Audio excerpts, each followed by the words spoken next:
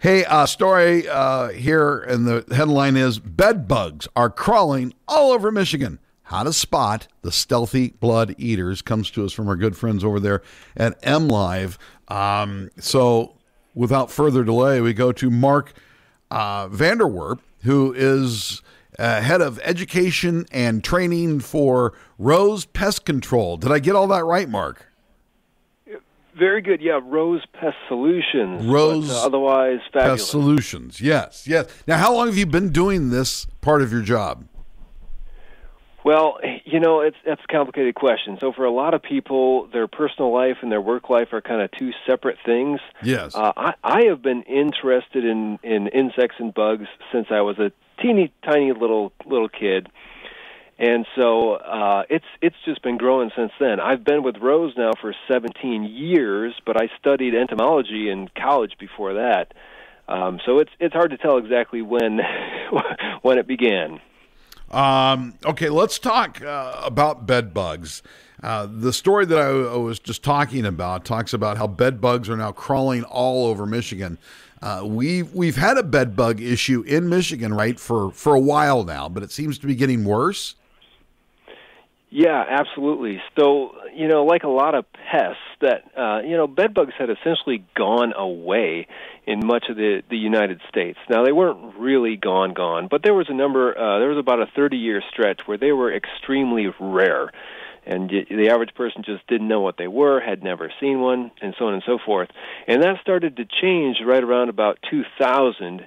And we started seeing bed bugs in Michigan, in the southeast corner of Michigan, as early as about 2002, and it has exploded since then. All right, so when we're talking about bed bugs, the myth or the common knowledge out there is that they're very hard to see, but that's not true, is it? Yeah, that's right. I mean, they're certainly a smaller insect, yes, but you can definitely see them. So the adults are about 3/8 of an inch long, so not quite a half of an inch, but close. So these things are not invisible. They're definitely detectable if you know what they look like and know how to look for them. Now, you and I talked earlier this morning before we went on the air, and you said one of the things that you shouldn't rely on is, I've got bed bugs because I feel bites, because there's a fair portion of people out there who have bed bugs, but don't react to the bites. So you shouldn't rely on that as your alarm that you have bed bugs. Yeah, absolutely. That's the lazy person's way to identify bed bugs is wait till you detect bites. Well, unfortunately for 30 or so % of folks that don't react to the bites, that will never result in a detection. And of course, bed bug bites are highly variable, just like any insect bite. So you can't say, it's a red bump in the arm, it must be X. So some people might have red itchy bumps. For other people, it can look totally different. It can be more of a pus-filled thing. Some people it's going to be real itchy. Some people it won't. So the human skin reacts very differently depending on your immune system, how old you are, so on and so forth. And so looking for bites is like a terrible way to detect a blood-feeding pest. All right, yeah, and that's their only food, isn't it? It's blood. Yeah, that's right. So these things, as soon as they hatch out of an egg, and they're itty-bitty little babies, they're feeding on blood all the way up until their dying day. That's the only meal they take. So it's actually kind of fascinating that they can survive on just our blood. How long do they live? Well, that's one of the things they're very good at doing is living. They can go for a long stretch. So it all depends, like most insects, on how much access to food do they have and what the temperature is. I think if you had ideal conditions and if you wanted to stretch their life out, I'm convinced you could easily get a bed bug to go for probably 2 to 3 years. Oh, wow. In more normal conditions, they may live anywhere from 10 months to a year and a half, probably is about an average lifespan.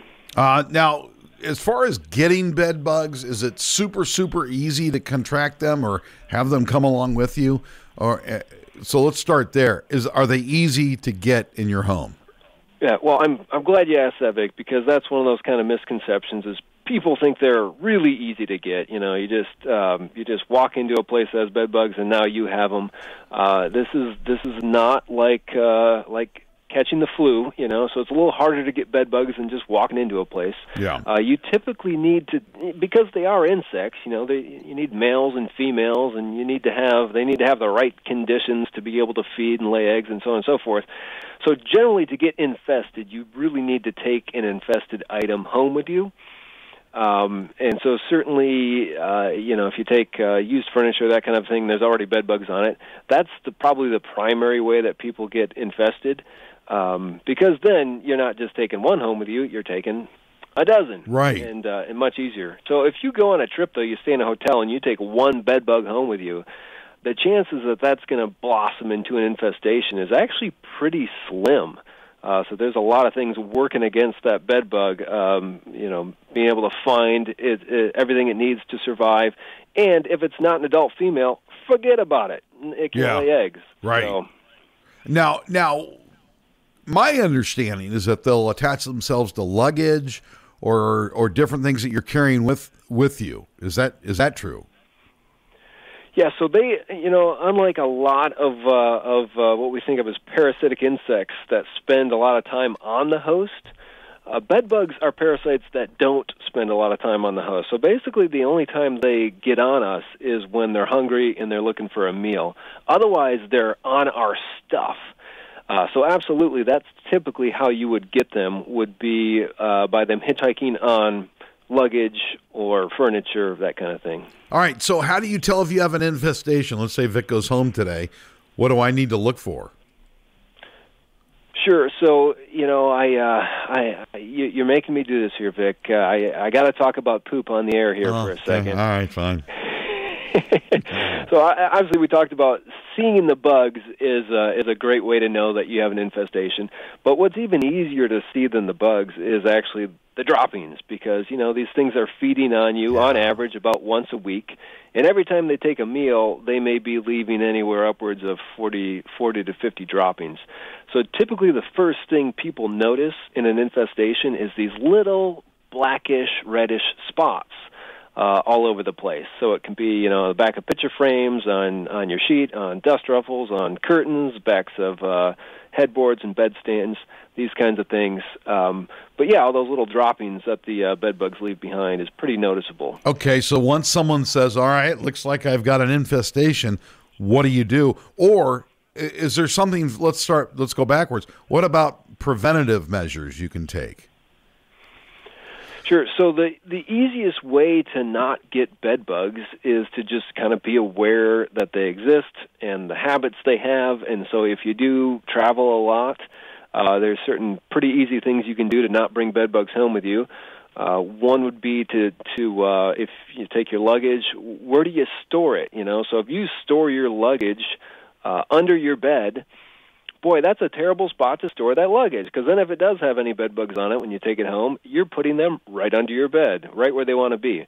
So simple things like storing luggage in the garage or in the basement, if that's available to you, can help out a lot. Laundering your clothes right when you get home from a trip versus, again, throwing them in a laundry hamper and waiting a week to do them. Just basically not giving the bed bugs a chance that if they are in any of your belongings to get off and infest your home. All right, so washing bed linens regularly would help. Certainly. Well, and that's a great way for early detection, too. So we're not going to be often, flipping beds over and flipping furniture over in the daily course of our lives. But if you are pulling off your fitted sheets and that kind of thing, that's when you would probably notice the droppings of the bugs, like I mentioned. Then where do they hide? Because they come out, they're nocturnal. So what do they do during the day? Well, they spend a lot of their time just kind of sitting and waiting. So, the life of a bed bug is not real glitzy and glamorous. Right. So they just find a little crack or a crevice, usually a couple feet away from where you sleep or rest. And I should mention that a second. So that's one of the kind of the big misconceptions. We call them bed bugs, so people always assume, well, they're in my bed. And, that's a pretty common spot to find them, but it's really wherever you spend the most time. So some people sleep in a lazy boy chair out in the living room. Well, in that case, you probably won't have bed bugs. You'll have lazy boy bugs. So that kind of a thing. I mean, couches, chairs, wherever you spend the time, that's where the bugs are going to be close to. Now, a texter just wrote in, you need some strong stuff, DDT, for bed bugs? What do you kill them with? Yeah, so that's another kind of interesting and dynamic aspect of these bugs is they are resistant to a lot of pesticides. So that, they're a human parasite. We've hit them with just about everything over the years. And if you hit the same bug population with the same pesticide enough, they do develop resistance. And this is just kind of insecticide chemistry 101 here. So there are still products out there that work, but in general, liquid pesticides don't work all that well against bed bugs, unless you're getting them wet with it. So, but remember, with bed bugs, a lot of the bugs are hiding in cracks and crevices, so directly contacting them with a treatment is tough to do. So there's different formulations out there, and some of these things are easier to buy and apply than others. But certainly, dust formulations, and there's traps out there, and there's a variety of things that work quite well. But in general, the key to successful treatment is to not just do one thing. You usually got to do a couple of different things to really get the better of them. We just had another text question come in. This is about larder beetle information. It says, can your guest mention larder beetle information? I find them in my attic and floor areas occasionally. Sure. So we're switching gears here. So larder beetles are what we would consider one of our stored product pests. And so that means they eat stuff that you may have laying around. So they can infest dog food. But actually, when I see those things most commonly is associated with rodent nests. And so oftentimes when you get larder beetles inside of a residence, it indicates that there's either active rodent issues going on or in the past there's been rodent issues. And so if there's some dead rodents in a wall or in an attic, larder beetles just love to feed on those little tasty rodent bodies. Oh. And so that is often where the issue is stemming from in a residential situation. Wow. Do you get many calls for that? It certainly isn't one of our big pests, but they are common beetles. I would say we see them on a regular basis, but we don't often get calls for them, we'll put it that way. I'm guessing mice might be your number one call. What is your number one call that you get? Yeah, so the top couple of pests we deal with is certainly rodents, and, depending on the location, it's either rats or mice. A lot of the big urban areas, it tends to be more rats these days. They are probably number one, but close behind them, I would say, are ant problems. Oh, yes. Yeah, right. Yeah, ants. And we get those at the house, but I've learned to put down 7 dust around the house for bugs and things like that, and that seems to have helped. Yeah, ants don't do well crawling across 7, that's for sure. Yeah, right. Talking to Mark VanderWerp, who is in charge of education and training for Rose Pest Solutions. Where did you go to school? So I went to Michigan State, which doesn't have what we call an urban pest management focus. So I kind of had to learn the urban pests, which, the structure infesting pests after I graduated. But there certainly is a lot of high-quality entomology training at Michigan State, that's for sure. Well, one of the things they do at Michigan State to stave off bed bugs, especially in those old couches, they just haul them out and burn them. Wow, Wendy was rolling her eyes even before I got that out. Yeah, I knew that was coming. See what I did there? Well, I think, too, as far as... I'm sorry, go ahead, Mark. No, by all means, Wendy. Well, I was just going to ask you, I think one of our concerns, especially with spring break coming up and the amount of traveling that people do to the north... What do you do if you're in a hotel and the hotel is sold out and it's the only room available for the night or it's late at night, whatever? Is there any kind of thing you can do if you think it's a bed bug issue? Is there something you can bring with you to spray or do something when you're traveling? Sure. There are some things you can do, and probably the biggest one, like I alluded to a little bit earlier, is kind of behaviorally what you do. So you could absolutely go and sleep in a place that has bed bugs, and if you just do the right things, you can ensure that you won't take them home with you. A couple of tips I often give people if you're talking about like a hotel is where you put your suitcase and then where you put your soiled laundry. So, for instance, a lot of people will throw, if you have a room with multiple beds, they'll throw the suitcase on the unused bed kind of a thing. Yep. Not the best place to put the suitcase. Usually there's a luggage rack, or if you want to be really careful, the best place is actually in the tub in the bathroom. Oh. So that is a bedbug-free zone, unless you have an extremely large infestation. They have trouble climbing up slippery surfaces. So when you put it in like a ceramic tub, that's essentially bedbug-proof. Now, the laundry is the other thing. So we know from research that bedbugs are really attracted to like stinky socks and dirty undershirts. So they are attracted to the smell of human sweat. That's one of the ways that they find us to feed on us. So if you, again, just take your clothes and you throw them on the ground or throw them on the spare bed or throw them in a drawer, those are all easily accessible areas for bed bugs. And so, again, keeping dirty laundry in a plastic bag, or, again, if you want to be extremely anal, throw them in the tub when you're not using the tub. That kind of a thing will prevent bugs from getting on them. All right, so you get dirty clothes when because you're talking about spring break, you're usually gone for like a week. Mm-hmm. So put your dirty clothes from your vacation in a plastic bag. Yes. That's a great strategy. I'm not saying that's the only way, but that certainly is a great strategy to minimize bugs being able to get on it. Again, they don't climb slippery well, so they can't climb up the sides of that plastic bag very well to get into it. Gotcha. All right, you had mentioned on the phone this morning that the pandemic made things more interesting for bed bugs.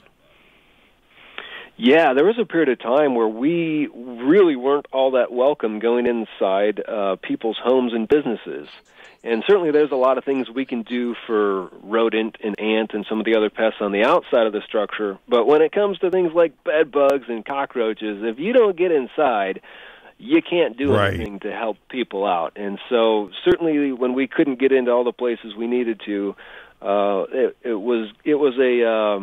was a leg up for the bed bugs. Yeah. Yet another one of the many mistakes we probably made during COVID and all the lockdowns.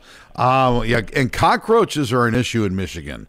Many people may not realize that cockroaches are an issue up here. Yeah, I think the further south you go, the more cockroach problems you run into, no doubt about it. But we certainly have our fair share. And for those folks who like to travel down south, people always talk about the palmetto bugs down in Florida and that kind of thing. That's a term for what we call the American cockroach. And most people don't realize we have that same species alive and well in Michigan. It's just in Michigan, our climate is such that they can't infest all the same places they do down in Florida. So they're not a landscape pest up here, but they absolutely live in most of our sewer systems. Yeah. So if you're in an old building that has some decaying infrastructure, you can get huge infestations of these cockroaches, whether you're in Michigan or Canada or anywhere else. Mark VanderWerp, Rose Pest Solutions. Thank you very much. Interesting stuff. We're going to keep you on speed dial, and thanks to Scott Chittle in Manton, he's the gentleman who built the skating rink out in his front yard. He gave me your information, and he was one that actually came up with the idea of having someone on the air. So, shout out to him, and thank you very much for your time this morning. Yeah, Scott's an amazing fellow. I appreciate the opportunity. Good talking with you, Vic and Wendy. I'll be in touch. Thanks, Mark. All right, bye. All right, kids, stay with us. Wendy's got to recover because there was a lot of unsavory things there. Well, that's but life. You got to know about it. Exactly right. That was great information. Yeah, from Mark. So I'm just going to go home and vacuum every inch of my bedroom and just throw out everything. That's my mindset. I'm just going to throw it out and I'm going to burn it. You're going to have a bonfire tonight. That's it. What are you doing? Burning everything in my house. We'll be right back.